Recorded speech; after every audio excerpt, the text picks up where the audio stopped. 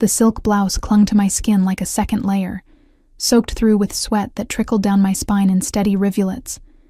I stood in the narrow elevator of the Romano building, watching the numbers climb with agonizing slowness. 12, 13, 14. Each floor brought me closer to a meeting I'd been dreading for 3 weeks, ever since the lawyer had called to inform me that my father's debts weren't buried with him. The air in the elevator was stifling, thick and humid despite the late October date. I could smell my own perfume mixing with sweat, the floral notes turning sour in the heat. My fingers drummed against the leather portfolio I carried, a nervous rhythm I couldn't control. Inside were documents I barely understood, property deeds with my father's signature, loan agreements stamped with seals I'd never seen before, and a single business card with an address and a time. Victor Romano, 3 UMID p.m. Come alone. The elevator lurched to a stop on the 23rd floor, and the doors slid open with a mechanical wheeze. The hallway beyond was mercifully cooler, all dark marble floors and cream walls with recessed lighting that cast everything in a warm, expensive glow. At the far end, a frosted glass door bore simple gold lettering, Romano Enterprises. I forced myself to walk forward, my heels clicking too loudly in the silence. The door opened before I could knock, revealing a woman in her 50s with steel-gray hair pulled into a severe bun.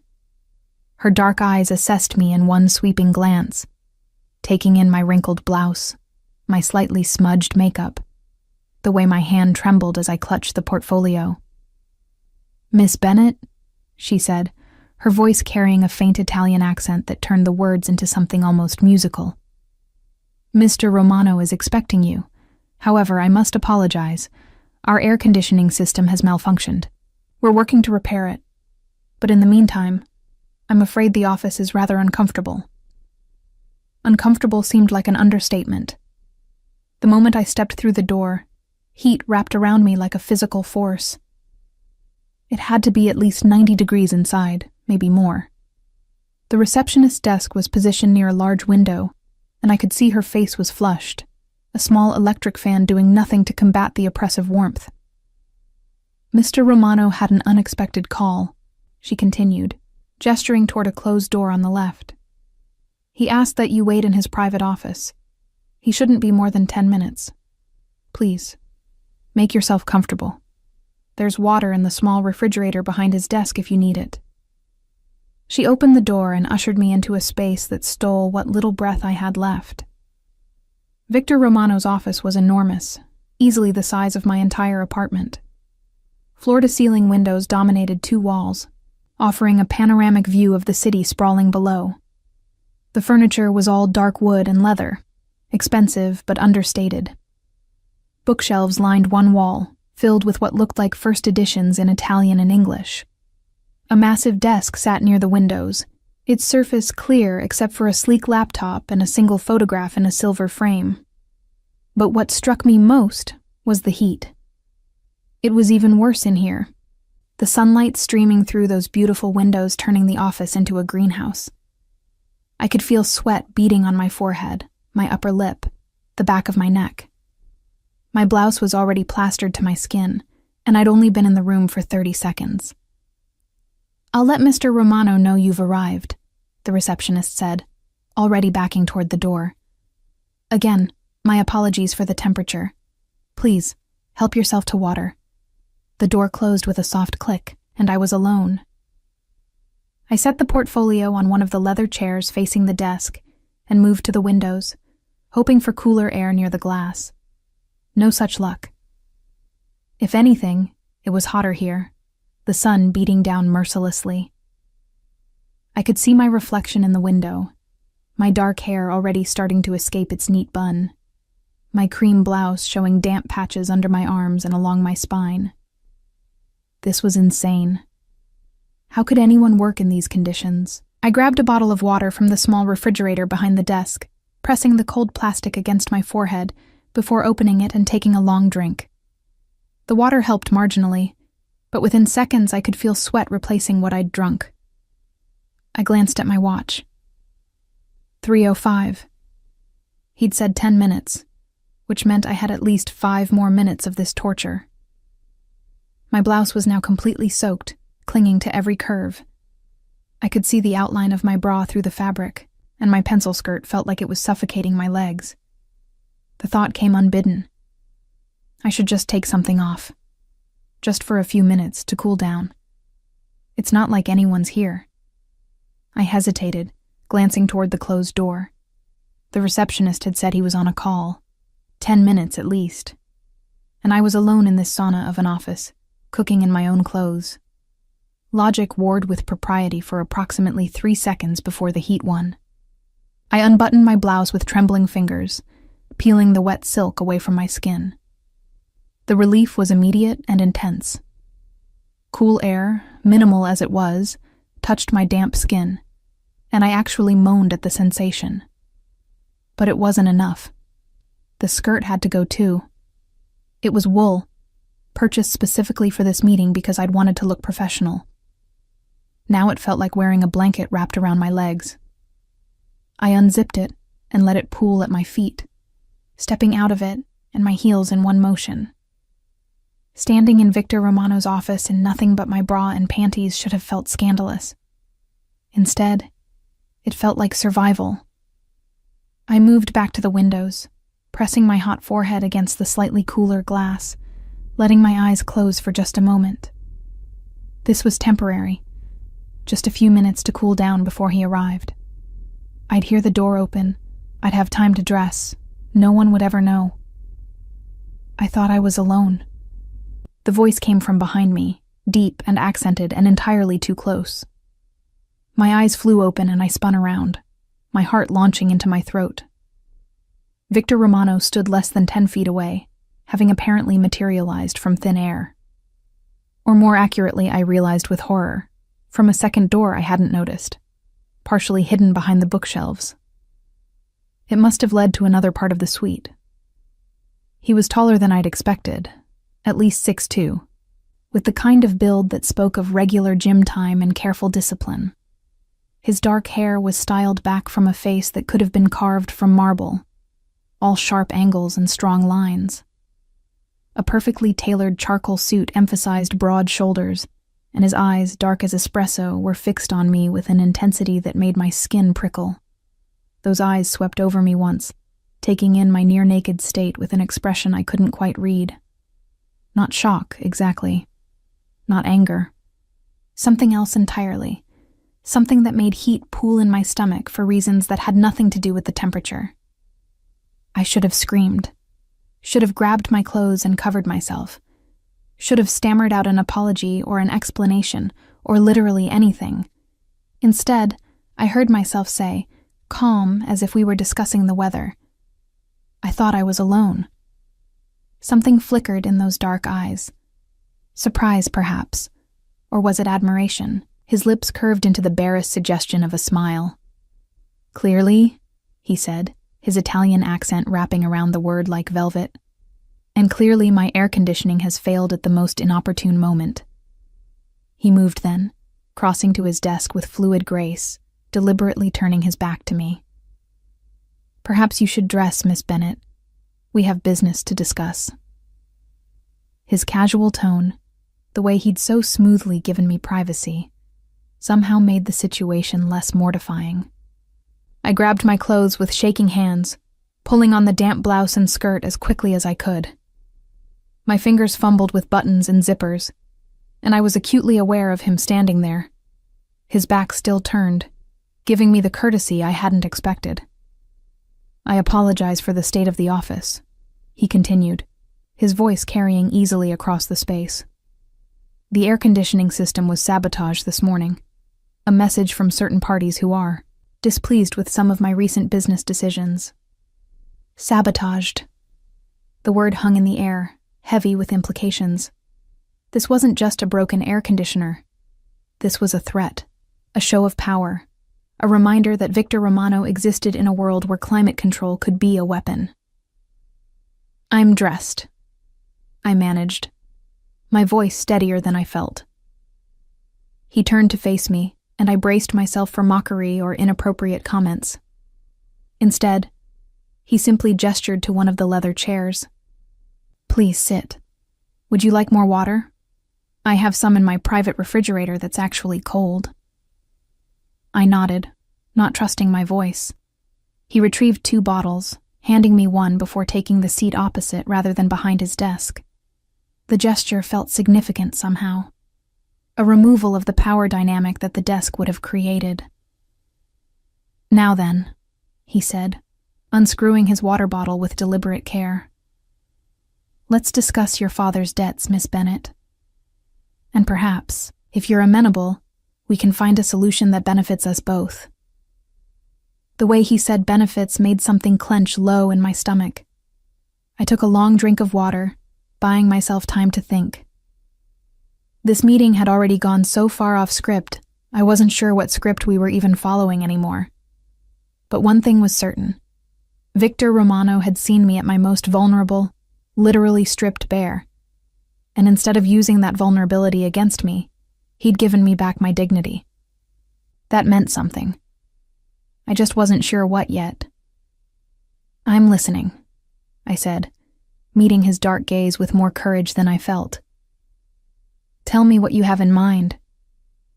The water bottle sweated in my hands as Victor Romano outlined what my father had really been involved in. Each revelation hit like a physical blow, pieces of a puzzle I hadn't even known existed clicking into horrible, perfect place. "Your father, Thomas Bennett, was a talented man," Victor said, his voice neutral but not unkind. "He had a gift for moving money, for making paper trails disappear, for creating accounts that couldn't be traced. For 15 years, he worked for various organizations throughout the city, including mine." "He was an accountant," I said weakly, though I already knew where this was going. "He had a small practice, tax preparation, bookkeeping for local businesses." "He was both," Victor corrected gently. "The legitimate practice was real, but it was also perfect cover for his other work. And he was very, very good at that other work."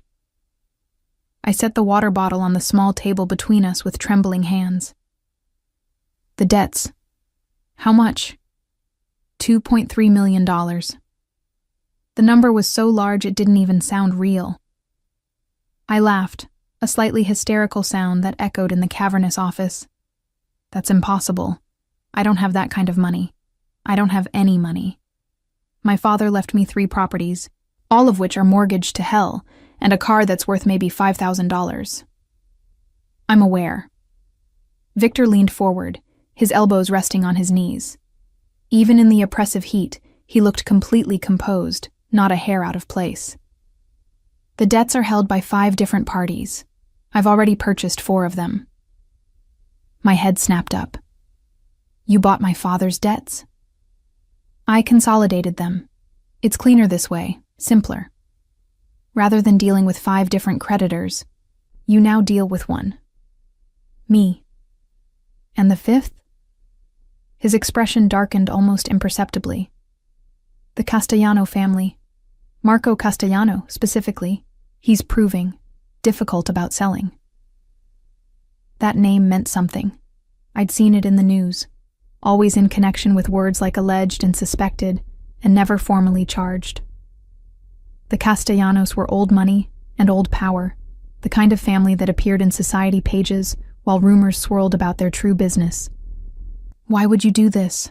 I asked, confusion warring with suspicion. "Buy up my father's debts? You don't know me. And based on what you've just told me, my father's dead. You can't get money from a corpse." "No," Victor agreed. "But I can get something more valuable from his daughter." There it was, the catch, the real reason for this meeting. I sat up straighter, bracing myself for whatever impossible demand was coming. "What do you want?" "Your expertise." I blinked. "My what?" "You have a master's degree in finance from Columbia," he said. And I realized with a chill that he'd researched me. Thoroughly. "You worked for 3 years at Morrison & Wade, one of the most prestigious investment firms in the city. You're good with numbers, excellent with analysis, and you have a talent for seeing patterns others miss. Your father taught you well. I left Morrison and Wade 2 years ago, I pointed out. I've been working freelance ever since. Small contracts, independent clients. Nothing that would interest someone like you. You left because your boss made unwanted advances, and the firm chose to protect him rather than you, Victor said quietly. You've been working freelance because no one wants to hire the woman who caused trouble at Morrison and Wade, even though you did nothing wrong. Heat that had nothing to do with the temperature flooded my cheeks. How do you? I make it my business to know things. He sat back, his dark eyes never leaving mine. Here's what I'm proposing, Miss Bennett. You come work for me. Legitimate work. Analyzing my legitimate businesses, finding inefficiencies, maximizing returns. Nothing illegal. Nothing that would compromise your ethics. In exchange, I forgive your father's debts. All of them, including the portion held by Castellano, which I'll purchase regardless of his reluctance. It was too good to be true. It had to be. And if I say no, then I'll work with you to create a payment plan, he said simply. It won't be pleasant, and it will take you the rest of your life to pay off. But I'm not a monster, Miss Bennett. I won't force you into anything you don't want. The casual way he said it, the absolute certainty in his voice, made me believe him, which was insane. I was sitting in a mob boss's office having been caught naked less than 30 minutes ago, and I was actually considering his offer. Why me specifically? I asked. Surely you have people who do this kind of work already. I do. But I need someone who's outside the usual circles. Someone who isn't connected to the families. Who doesn't have loyalties or obligations that might cloud their judgment. Someone who understands the legitimate business world and can help me expand into it more completely. Someone you have leverage over, I said bluntly. Someone who owes you. Yes? He admitted without hesitation. That too. I won't lie to you, Miss Bennett. Having leverage is useful, but I'm offering you a real job with real pay. Market rate, full benefits, the opportunity to use your skills for something meaningful. And in return, you get your freedom from a debt you never chose to inherit. I stood, needing to move, to think. The heat pressed down on me from all sides, making it hard to breathe, hard to focus. I moved to the windows again, staring out at the city without really seeing it. Behind me, I heard Victor move. A moment later, there was a soft click and a blessed rush of cool air. I turned to see him standing by a wall panel I hadn't noticed, what was apparently a manual override for the air conditioning. It works, I said stupidly. I had it fixed an hour ago, he admitted, something that might have been guilt crossing his features. I wanted to see how you'd handle discomfort, how you'd react under pressure. I'm sorry. That was manipulative. You're damn right it was. Anger flared, hot and bright. You put me in an impossible situation, watched me strip down like some kind of test, and now you're admitting it was all planned? Not all of it. He moved closer, and I forced myself not to retreat. I planned the heat. I didn't plan on you being brave enough or practical enough to remove your clothes. I didn't plan on admiring that courage, that complete lack of pretense.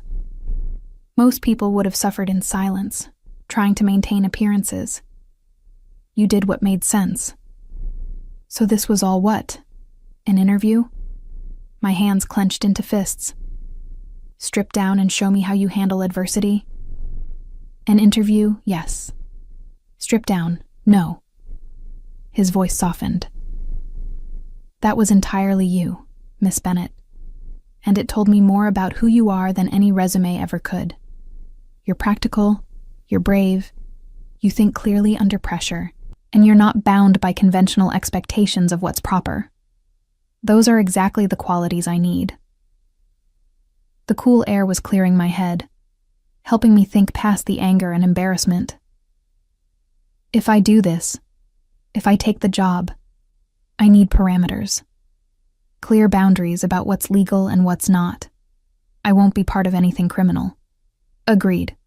And I need protection. If I'm working for you, if your name is attached to mine, that makes me a target for your enemies, the Castellanos, whoever else might have problems with you. You'll have security, drivers, escorts when needed, a system in place to ensure your safety. I need it in writing. Contract, terms, everything spelled out clearly. My lawyer will have it ready by tomorrow. I studied his face, looking for deception, for the trap I was certain had to be there. But all I saw was patience and a strange sort of respect. He was treating me like an equal, like a professional, despite having seen me in my underwear less than an hour ago. One more thing, I said. That moment, when you walked in and found me, undressed, we never speak of it again. It didn't happen. It's erased from both our memories. Something flickered in his dark eyes. If that's what you want. It is. Then consider it forgotten. He extended his hand. Do we have a deal, Miss Bennett? I looked at his hand, at the strong fingers and the simple platinum watch on his wrist, at the olive skin that spoke of Mediterranean heritage. This was a devil's bargain, I was sure of it. Working for Victor Romano would change my life in ways I couldn't predict. But the alternative was drowning in debt I'd never created, spending the rest of my life paying for my father's sins. I took his hand. His grip was firm, warm, his fingers closing around mine with surprising gentleness. We have a deal, Mr. Romano. Victor, he corrected, a smile playing at his lips. If we're going to be working together, we should be on a first-name basis. And please, call me if you have any questions before tomorrow. My receptionist will give you my direct line. He released my hand, but the warmth of his touch lingered. I gathered my portfolio, suddenly desperate to escape this office, and the confusing tangle of emotions swirling in my chest. Miss Bennett, Victor called as I reached the door. I turned back. Issa, he said, using my first name for the first time. For what it's worth, your courage today was impressive. Not everyone could have handled that situation with such grace. I didn't trust myself to respond, so I simply nodded and walked out, past the sympathetic receptionist, into the blessedly cool hallway. It wasn't until I was in the elevator, watching the numbers descend, that I allowed myself to fully process what had just happened. I'd gone to Victor Romano's office expecting to beg for mercy on debts I couldn't pay.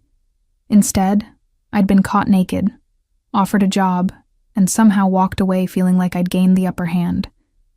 My phone buzzed. A text from an unknown number. Looking forward to working with you. V. I stared at the message, at the simple initial that somehow felt intimate. This was crazy. This was dangerous. This was probably the worst decision I'd ever made. So why did part of me feel like it might also be the best? The contract arrived at my apartment the next morning, delivered by a man in an expensive suit who introduced himself simply as Mr. Romano's attorney. It was 37 pages of dense legal language, but 3 things were immediately clear. The salary was triple what I'd made at Morrison & Wade. The benefits were better than anything I'd seen in the private sector, and there was a clause that made my breath catch. Employee agrees to maintain absolute confidentiality regarding all business matters, both legitimate and otherwise, that may come to her attention during the course of her employment. In exchange, employer guarantees that employee will never be asked to participate in, facilitate, or have direct knowledge of any illegal activities. It was a shield and a cage rolled into one. Victor was protecting me from his world while binding me to silence about it. I should have been terrified. Instead, I felt something close to relief. He was keeping his word. I signed on the 15th page and called the number at the bottom of the contract. Romano Enterprises. The receptionist's voice was warm but professional. This is Issa Bennett. I'd like to speak with Victor Romano, please. One moment, Miss Bennett. The hold music was classical, something Italian and elegant that I didn't recognize. Then Victor's voice, deeper than I remembered. Isa, I trust you received the contract? I'm looking at it now. It's very thorough. I wanted no room for misunderstanding. A pause. Do you have questions? Just one. When do I start? The silence on the other end stretched for several seconds. When he spoke again, I could hear the smile in his voice. Monday, 9 a.m., and Isa, thank you. For what? For trusting me. The call ended before I could respond. I set the phone down and looked around my small apartment, at the second-hand furniture and the photographs of my father that I'd never had the heart to take down. He smiled at me from the mantel, forever frozen at age 45, before whatever had happened to turn him into someone I'd never really known. I hope I'm doing the right thing, Dad, I whispered to his picture. I hope you'd understand. The photograph didn't answer, but in the afternoon light, his smile almost looked approving. Monday morning arrived too quickly. I dressed carefully in a navy suit that was professional without being stuffy, my hair pulled into a sleek ponytail. The car Victor had promised was waiting outside my building at 8:30, a sleek black sedan with tinted windows and a driver who opened my door with practiced courtesy. Miss Bennett, I'm Carlo. I'll be your primary driver. He was perhaps 50, with silver-streaked dark hair and kind eyes that crinkled at the corners. Something about him immediately put me at ease. Thank you, Carlo. You can call me Isa. As you wish, Miss Isa. He closed my door and moved around to the driver's seat. Mr. Romano asked me to inform you that your office is being prepared this morning. He'd like to meet with you first to discuss your initial projects. My office. The words sent a little thrill through me. After 2 years of working from my tiny apartment, having an actual office felt like a luxury. The Romano building looked different in morning light, the glass facade gleaming in the October sun. Carlo dropped me at the entrance where a different receptionist greeted me. Miss Bennett, welcome. I'm Lucia. Mr. Romano is expecting you. She handed me a badge on a lanyard. This will give you access to the executive floor and your office on 22. The elevator is just through there. I clipped the badge to my suit jacket and headed for the elevator, my heart hammering. The ride up was smooth and quiet, giving me time to second-guess every decision that had led me here. The 23rd floor looked different with the air conditioning working. The temperature was perfect, the lighting warm and inviting. Victor's office door was open, and I could see him at his desk, focused on something on his laptop. He ditched the jacket, his white shirt sleeves rolled to his elbows, and I noticed for the first time the tattoo that marked his left forearm. Dark script in what looked like Italian, partially hidden by his watch. I knocked lightly on the door frame. He looked up, and something shifted in his expression. Warmth, perhaps. Or was it possession? Isa, perfect timing, come in. I stepped into the office where I'd been caught naked just 4 days ago, half expecting to feel embarrassed. Instead, I felt oddly empowered. I'd survived that mortification and come out the other side with a job and my debt forgiven. If anything, the memory was proof of my resilience. Coffee? Victor asked, gesturing to a service cart by the windows. Or tea? I wasn't sure of your preference. Coffee, black, please. He poured 2 cups with practiced efficiency, handing me one before gesturing to the seating area rather than the formal chairs before his desk. More of that deliberate removal of power dynamics. Your office is 3 floors down, he began, settling into the chair across from me. Corner office, full windows, everything you should need. But I wanted to meet with you first to discuss what I'm hoping you'll focus on. I pulled out a notebook, ready to take notes. Professional, competent. Everything I'd been before Morrison and Wade had tried to destroy my reputation. I have 17 legitimate businesses, Victor continued. Real estate development, import-export, several restaurants, a hotel, a nightclub, and various smaller ventures. They're all profitable, but I know they could be more efficient. I want you to audit them, find the weak points, recommend changes. That's a substantial undertaking. It could take months. I'm aware. Start with the restaurants. They're smaller, more manageable. Use them to get a feel for how I operate, how my people work. Then we'll move to the larger concerns. And the other businesses? I asked carefully. The ones that aren't in the portfolio you'll give me? His dark eyes met mine steadily. You'll never see documentation on those. You'll never be in meetings about them. You'll never have direct knowledge of them. That was the agreement. But I'll know they exist. You already know they exist. He set his coffee down. Issa, I won't insult your intelligence by pretending I'm a simple businessman. You know what I am. What I'm offering you is complete separation from that aspect of my life. You work on the legitimate side. You make good money. You use your skills for something meaningful, and you never have to compromise your ethics. It should have felt like a lie. Instead, it felt like the most honest thing anyone had said to me in years. Okay, I said.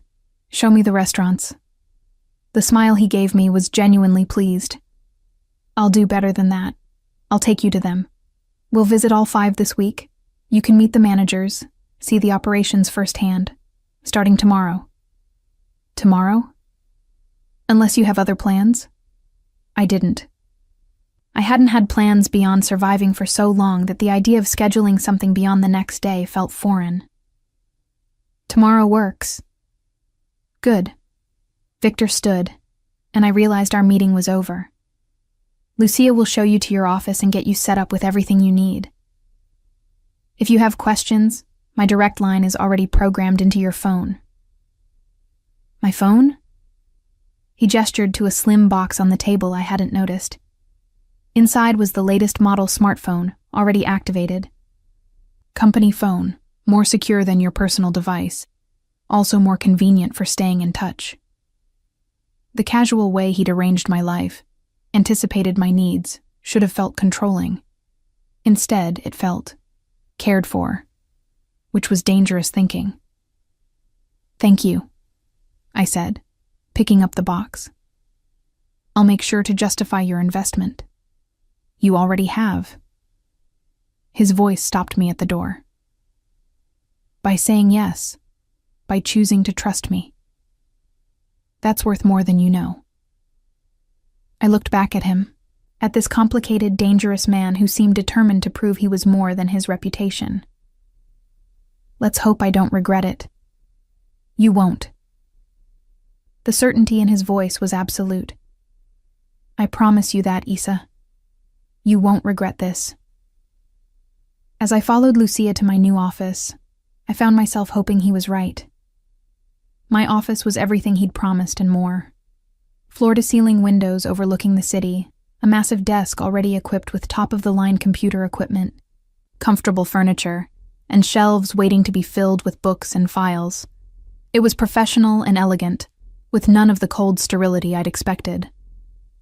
On the desk was a single item that hadn't come with the standard office furniture. A small bronze statue of a lion, regal and powerful, watching over its domain. The card beneath it read, "For the bravest person I know."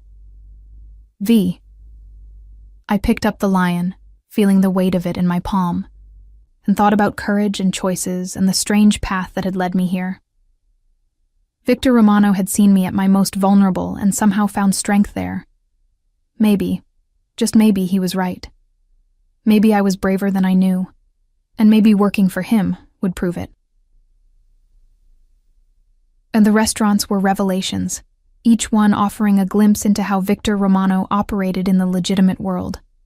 The first was Girasole, an upscale Italian place in the financial district, where brokers closed deals over $40 pasta. The second was Nonna's Kitchen, a family-style spot in Little Italy that served food that made me weep with how good it was. The third was Sapphire, a trendy fusion restaurant in Soho where the beautiful people went to be seen. Victor took me to each one personally, introducing me to managers and staff, sitting with me through tastings, explaining his vision for each location. And I watched, learned, took copious notes. But more than that, I watched him. With the staff, he was firm but fair, demanding excellence without being cruel. He knew everyone's names, asked about their families, noticed when someone seemed off. At Nona's kitchen, he spent 15 minutes talking to a busboy about his college applications, offering advice and connections without being asked. "You're good with people," I observed as we left the third restaurant. "Actually good, not just fake polite." "My grandfather taught me that respect flows both ways," he said, holding the car door open for me. "These people work hard to make my businesses successful. The least I can do is treat them like human beings." "Your grandfather was in the business too?" The question slipped out before I could stop it.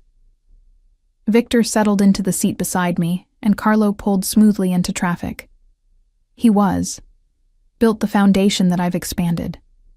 But he always said that power without honor is just tyranny. That even in our world, there are rules, lines that shouldn't be crossed. Like? He was quiet for a moment, his dark eyes distant. "Family is sacred. Children are off limits always.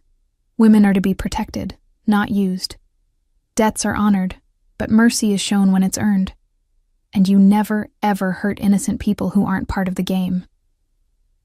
The rules of a world I'd never wanted to understand, laid out like commandments. "And everyone follows these rules?" "No." His voice hardened. "Some people have forgotten what it means to have honor. The Castellanos, for instance. They see only profit, only power. They've forgotten the old ways. The ones who won't sell you my father's debt." "The same." He turned to face me fully. "Marco Castellano is going to be a problem, Isa. Not just for me, but potentially for you. He knows I've hired you, knows I've consolidated your father's other debts. He'll see that as a threat." "Why?" "Because your father knew things about the Castellanos' operations. Information that died with him, or so they thought. Now you're working for me, and they're going to wonder what you might know, what your father might have told you." My mouth went dry. "He didn't tell me anything. I barely spoke to him the last 5 years of his life. We were estranged." "I know, but they don't, or they won't believe it." His hand covered mine where it rested on the seat between us. The touch was warm, steady, grounding. "That's why you have Carlo. Why you'll have other security when needed. I meant what I said, Isa. You're under my protection now." The heat of his palm against mine sent electricity up my arm. I should have pulled away. This was my boss, a dangerous man, someone I barely knew. But instead, I found myself turning my hand over, lacing my fingers through his. "Why are you really doing this?" I asked quietly. "The job, the protection, all of it. The debt doesn't explain it. You could have just bought it and then worked out a payment plan. Why go to all this trouble?" Victor's thumb traced patterns on the back of my hand. "Do you believe in fate, Isa?" "I don't know. Maybe. I do. I believe that sometimes people are put in our paths for a reason." His dark eyes held mine. "That day in my office, when you walked in and I saw you for the first time, something shifted. Then later, when I came through that door and found you there, so completely yourself, so unconcerned with pretense or propriety, I knew." "Knew what?" "That you were going to change everything." The words hung between us, heavy with meaning I wasn't ready to examine. Carlo pulled up to my building and the spell broke. Victor released my hand, but slowly, reluctantly. "Tomorrow we'll visit the last 2 restaurants," he said, his voice returning to professional neutrality. "I'll pick you up at 9. You don't have to, personally. I want to." Simple, direct, leaving no room for argument.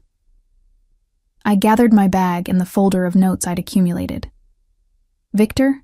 Yes? Thank you for trusting me with this, for giving me a chance to prove myself. You're the one doing me the favor, he replied. Don't ever forget that, Issa. You have power in this arrangement too. As I rode the elevator up to my apartment, I thought about power and protection, and the way his hand had felt wrapped around mine.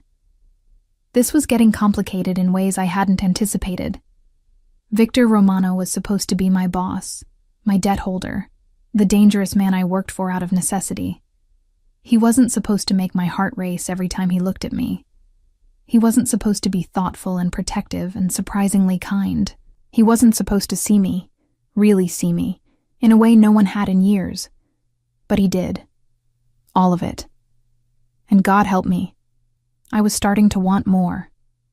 The next 2 weeks blurred together in a haze of restaurant visits, financial analysis, and increasingly personal conversations with Victor. He picked me up most mornings, often bringing coffee exactly how I liked it, even though I'd never told him my preference. He stayed late at my office, reviewing my findings, discussing strategies, talking about everything from business to books to childhood memories. I learned that his mother had died when he was 12, that his father had raised him to take over the family business with an iron hand and impossibly high standards. I learned that he'd wanted to be an architect once, that he still sketched buildings in his spare time, that he had a scar on his shoulder from a knife fight when he was 17. And he learned about me, about my estrangement from my father, about what had really happened at Morrison and Wade, about the loneliness that had consumed me the last 2 years, about my dreams of maybe writing a book someday, of traveling to places I'd only seen in photographs. We were building something. I just wasn't sure what. It was a Friday afternoon, 3 weeks after I'd started working for Victor, when everything shifted. I was in his office reviewing the report I'd compiled on the restaurants. He sat beside me on the couch, close enough that I could smell his cologne, feel the heat radiating from his body. Your recommendations are excellent, he said, flipping through the pages. Implementation will increase profit margins by at least 15% across all locations within 6 months. Issa, this is brilliant work. It's what you hired me for. It's more than that. He set the report aside and turned to face me fully. You've given me solutions I wouldn't have thought of, improvements my own people missed. You're remarkable. The intensity in his gaze made my breath catch. We were alone in his office, the sun setting outside the windows, painting everything in shades of gold and amber. Intimate. Too intimate. Victor, I started, but he cut me off. I can't stop thinking about you. The admission was quiet but absolute. I've tried. This is complicated. You work for me. There are 1,000 reasons this is a terrible idea. But every morning I wake up looking forward to seeing you. Every night I go to bed remembering something you said, something you did. You've gotten under my skin, Issa Bennett, and I'm not sure what to do about it. My heart hammered against my ribs. I work for you. This crosses every professional boundary there is. I know. You're dangerous. Your world is dangerous. I know that too. I should say no. I should keep this professional. You should. His hand came up to cup my face, his thumb tracing my cheekbone. But are you going to? The rational part of my brain screamed at me to pull away, to maintain the boundaries, to protect myself. But the rest of me, the part that had been lonely for so long, the part that craved the way he saw me, the part that felt alive for the first time in years, that part won. No, I whispered. I'm not going to say no. His kiss was different than I'd imagined. Gentle at first, almost questioning, as though despite everything he'd said, he still wanted my consent. I answered by pulling him closer, by opening my mouth under his, by letting myself fall into the moment without thinking about consequences. When we finally broke apart, both breathing hard, he rested his forehead against mine. This changes things. I know. I'm going to want more, Issa. More time, more of you. I'm not good at casual. Neither am I. And I'm possessive. His hand slid to the back of my neck, holding me close. If we do this, if we're together, you're mine. I don't share. The declaration should have set off warning bells. It was too much, too fast, too intense. But instead, I felt something settle into place in my chest, like coming home. Okay, I heard myself say. I'm yours. The smile he gave me was fierce and triumphant, and absolutely beautiful. Say it again. I'm yours, Victor. Again. Yours, I whispered against his lips. Completely yours. This time when he kissed me, there was nothing gentle about it. It was claiming, possessive, a promise and a threat all wrapped together. And I surrendered to it willingly, knowing that I was stepping off a cliff with no idea what waited at the bottom. But for the first time in years, I didn't care. Victor Romano had awakened something in me that day in his overheated office, something brave and reckless and hungry for more than just survival. He'd seen me naked and found courage. He'd seen me vulnerable and found strength. He'd seen me completely, flaws and all, and wanted me anyway. How could I possibly say no to that? Moving into Victor's mansion wasn't a decision so much as an inevitability. After that kiss in his office, after the admission that we were together now, things progressed with the kind of speed that should have terrified me, but somehow felt natural. Stay with me, he'd said 3 days after our first kiss, as we sat in his penthouse apartment overlooking the city. We'd been there for dinner, which had led to kissing on his couch, which had led to his bedroom and a night that had redefined what I thought I knew about passion. Not just tonight. Stay. Move in. Victor, we've been together less than a week. I don't care about timelines. His arms tightened around me. I care about you. About having you close, keeping you safe. My estate has everything you could need. Space for an office, a library, grounds you can walk, and security that will make sure the Castellanos can't touch you. The mention of the Castellanos sent a chill through me. Marco had been making noise, according to what Victor's people had reported. Asking questions about me, about what I might know, about my relationship with Victor. The threat was subtle, but present. What about my apartment? It was a weak protest, and we both knew it. Keep it if you want, or let it go. I'll cover the lease termination if that's the issue. Issa, I need you close. It's not just about wanting you in my bed, though I certainly want that. It's about knowing you're protected. By you. By me. His hand cupped my face, forcing me to meet his intense gaze. I know it's fast. I know you probably think I'm crazy, but I've never been more certain of anything. You belong with me. There was that possessiveness again, the certainty that I was his. I should have been worried about losing my independence, about being consumed by his world. Instead, I felt cherished. Okay, I said. I'll move in. His smile was brilliant. You won't regret it. I promise. The mansion was even more impressive than I'd expected. 20 minutes outside the city, set on 10 acres of meticulously landscaped grounds, it was all stone and glass and elegant architecture. Victor gave me a tour personally, showing me the formal rooms, the library that made me gasp with its floor-to-ceiling shelves, the gym, the indoor pool. This wing is private, he said, leading me down a hallway lined with family photographs. My suite, and now yours as well, though you can have your own room if you prefer. Will you be insulted if I say I'd like my own space? Not because I don't want to share yours, but because I need somewhere that's just mine? Not at all. He pushed open a door, revealing a bedroom that was both elegant and comfortable. "This connects to my suite through that door, but it's yours to do with as you please. And there's an office down the hall that I've already set up for you. Everything you need to work from home when you want." He'd thought of everything, and rather than feeling controlled, I felt valued. He was making space for me in his life, literally and figuratively, while respecting my need for independence. "It's perfect," I said honestly. "Thank you."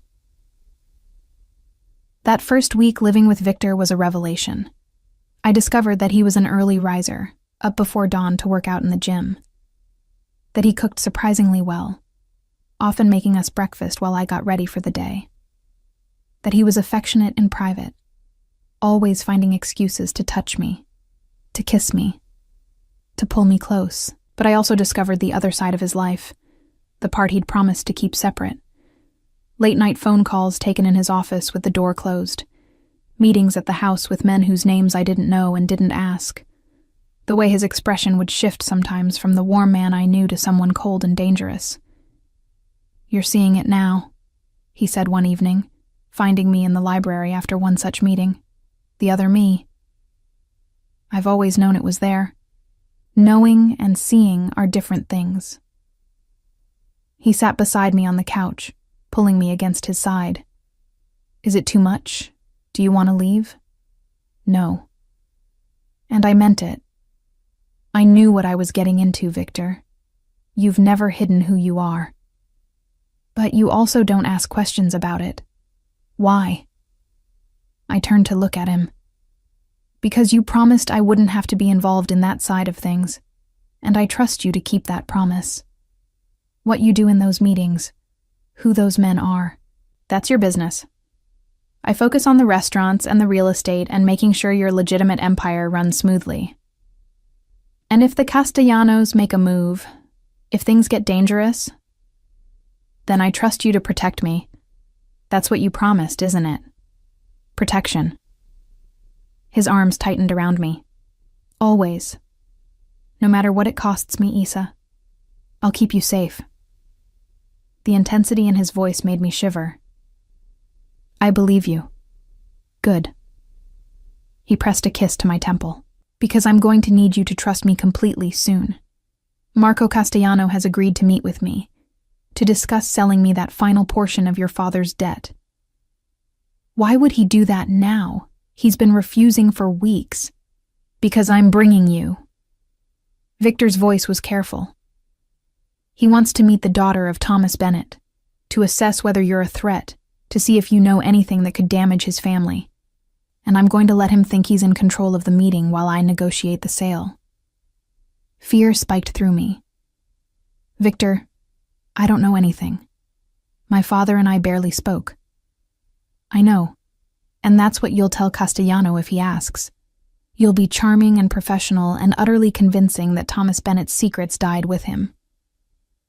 "And if I'm not convincing?" His expression hardened. "Then I'll make it very clear that you're under my protection, and that any threat to you is a threat to me. But I don't think it will come to that. Marco's smart enough to know that starting a war over speculation is bad for business." "When?" "Tomorrow night. Dinner at Castellano's estate. Neutral ground, public enough to be safe." I spent the next day in a state of nervous anxiety that no amount of work could shake. Victor had his people deliver an evening gown to the house, a stunning emerald green that fit like it had been made for me, which it probably had been. "You look beautiful," he said, when I emerged from my room that evening. He was in a tuxedo, looking like he'd stepped out of a magazine, all sharp lines and dangerous elegance. "I'm terrified." "Don't be."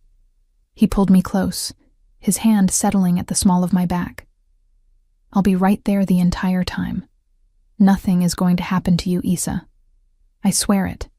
The Castellano estate was similar to Victor's in size and scope, but where Victor's home felt warm despite its grandeur, Marco's felt cold. All marble and minimalist furniture and modern art that probably cost millions but lacked any sense of personality. Marco Castellano himself was perhaps 60, with silver hair and cold eyes that assessed me the moment we walked in. His wife, Teresa, was beautiful in the way that expensive maintenance creates. All designer clothes and perfect hair and a smile that never reached her eyes. "Victor," Marco said, extending his hand. "Thank you for coming. And this must be Isa Bennett. Your father did excellent work for my family, my dear. His loss was a tragedy." The casual lie, pretending my father had only done legitimate work, set my teeth on edge. But I smiled and shook his hand. "Thank you, Mr. Castellano. It's kind of you to say. Please call me Marco. We're all friends here." His gaze swept over me, calculating. "Victor tells me you're working for him now, analyzing his business ventures." "That's right. I have a background in finance." "And your father never discussed his work with you? Never shared any information about his various clients?" There it was, the real purpose of this dinner. I felt Victor's hand tighten imperceptibly on my waist, a reminder that he was there. "My father and I were estranged for the last 5 years of his life," I said honestly. "We barely spoke. I knew he did accounting work, but he never discussed specifics with me." "That's a shame." Marco's smile didn't waver. "Family is so important. Don't you agree, Victor?" "Absolutely." Victor's voice was smooth. "Which is why I'm hoping we can settle this last piece of business between us. The debt you hold from Thomas Bennett, I'm prepared to purchase it at a premium. Shall we say double the original amount?" Generous.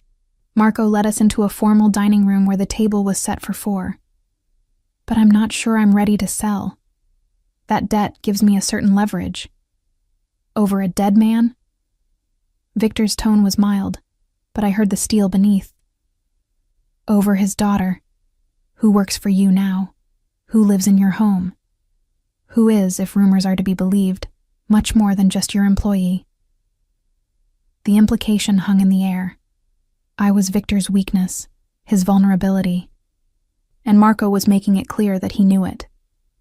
"Isa is under my protection," Victor said quietly. "Her father's debts are a matter I wish to settle out of respect for that protection. But make no mistake, Marco. Whether you sell me the debt or not, she's not at risk from you. Am I clear?" The temperature in the room seemed to drop 10 degrees. Teresa Castellano cleared her throat delicately. "Perhaps we should sit. Dinner is ready, and we can discuss business later." Dinner was excruciating, a careful dance of polite conversation and veiled threats. Marco probed about my work, about my relationship with Victor, about my father's old clients. I answered with honesty when I could, and careful evasion when I couldn't.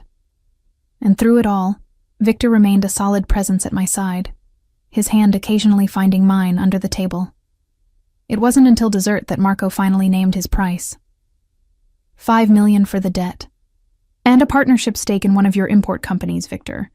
The one handling the Mediterranean routes. The Mediterranean routes. Even I knew those were valuable, possibly because they facilitated more than just legal imports. Victor's jaw tightened almost imperceptibly.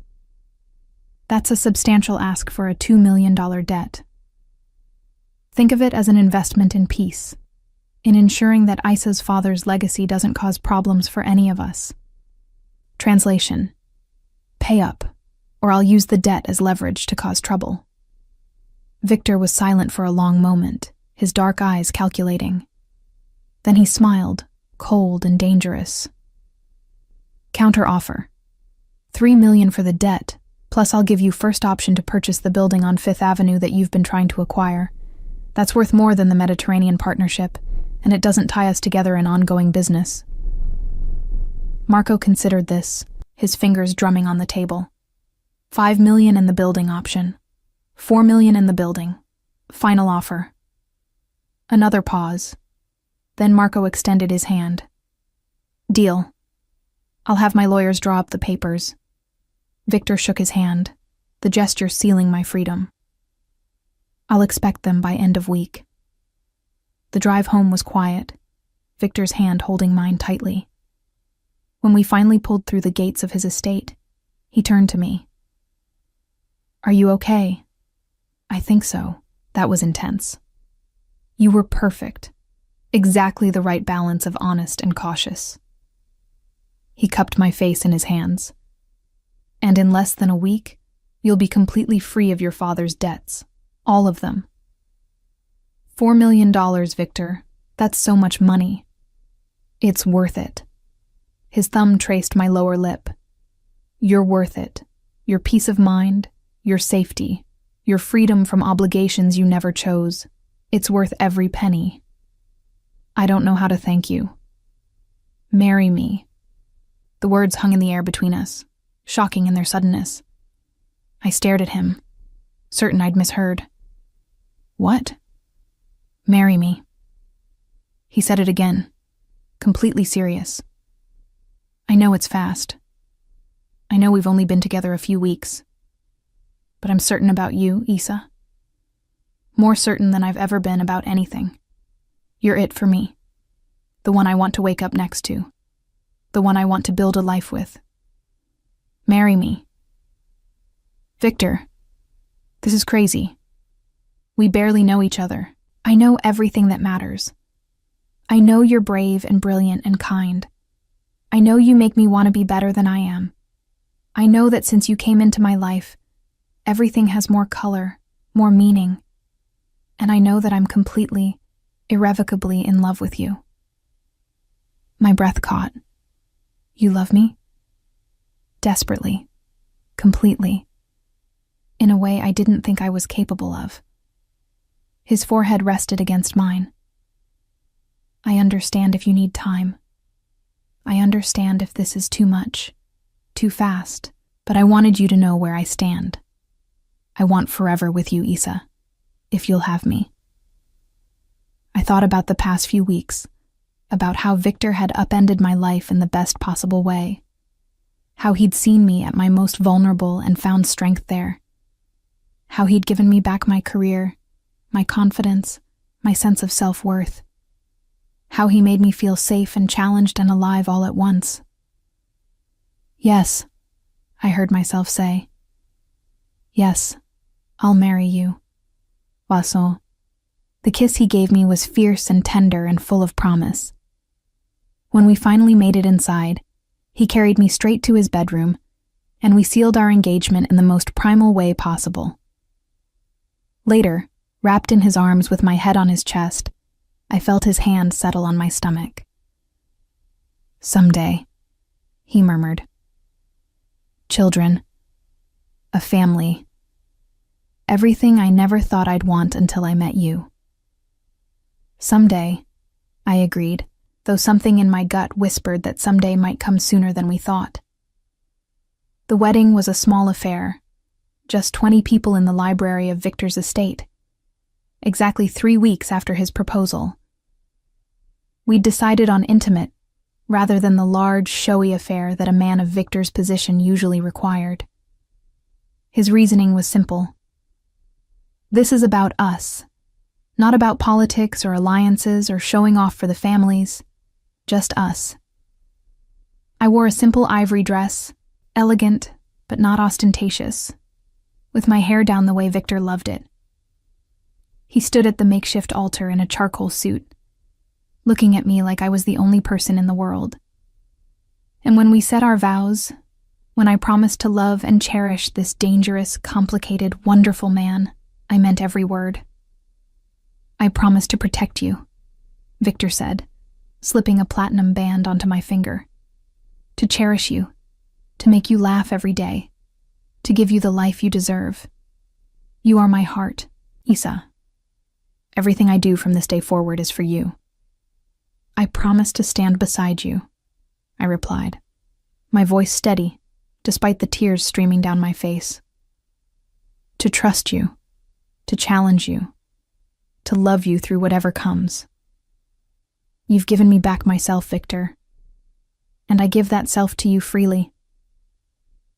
When the officiant pronounced us husband and wife, Victor kissed me with such tenderness that several people in the small crowd actually sighed. And then it was done. I was Issa Romano, wife to the most dangerous man in the city. And I'd never been happier. The reception was held in the formal dining room, with food from all 5 restaurants we'd visited together. It was perfect, intimate, exactly what we both wanted. But what I remember most was the way Victor kept touching me. Little gestures of affection and possession.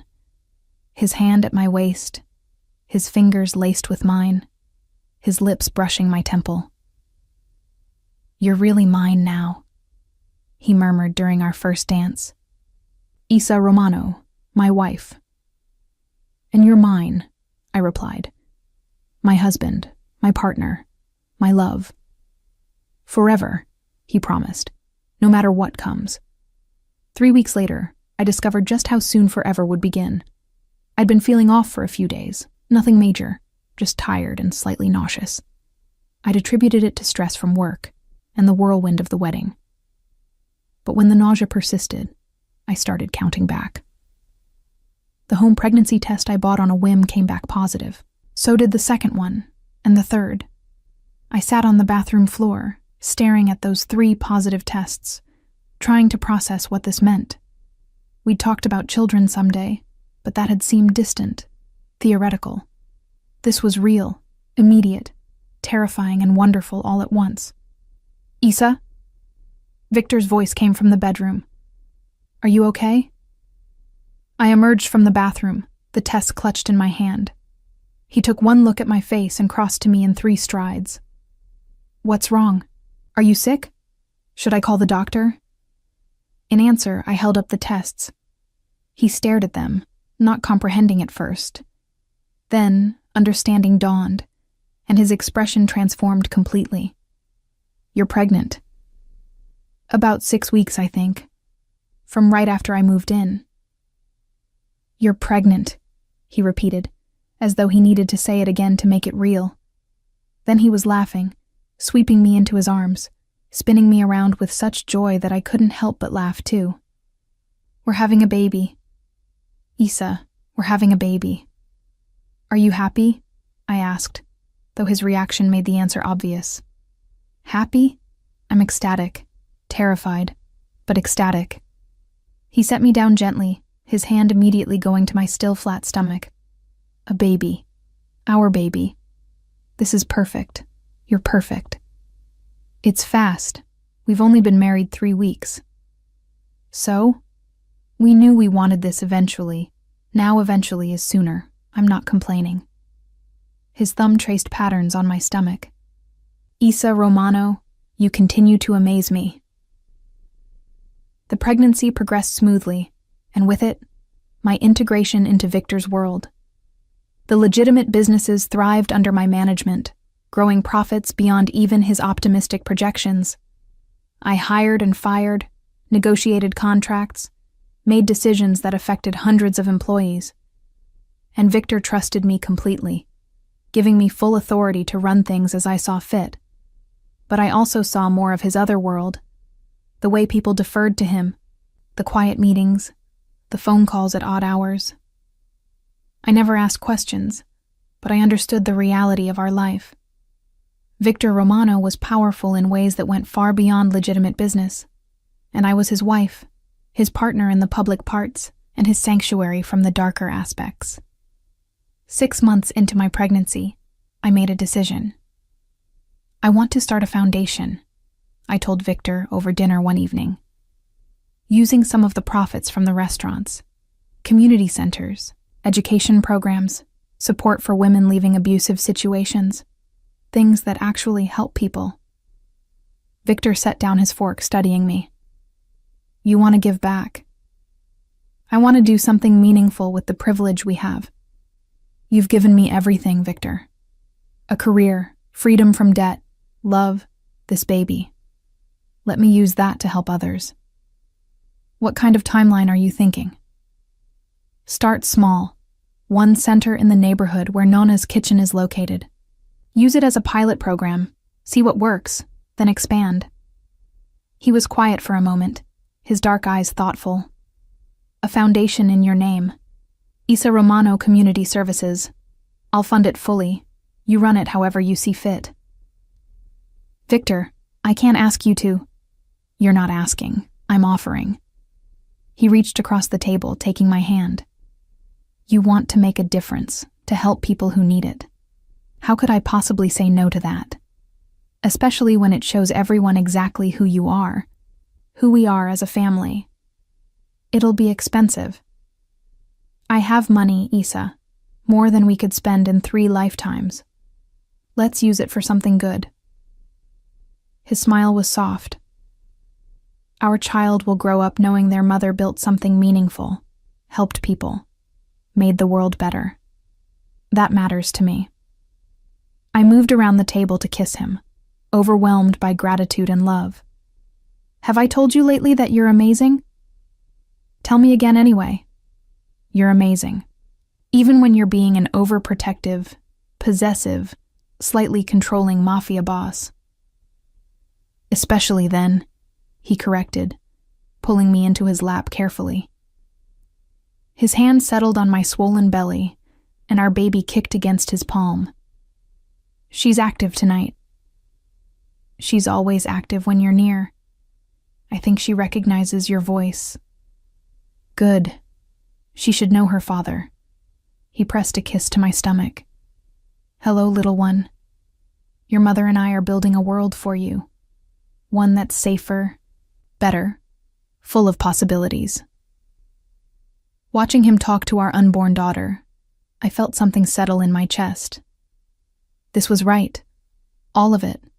The strange beginning, the fast progression, the complicated reality of our life. This was exactly where I was supposed to be. The foundation launched 2 months before my due date, and it was an immediate success. We offered after-school programs, job training, support groups, and legal aid clinics. Within weeks, the center was full, serving hundreds of people who desperately needed help.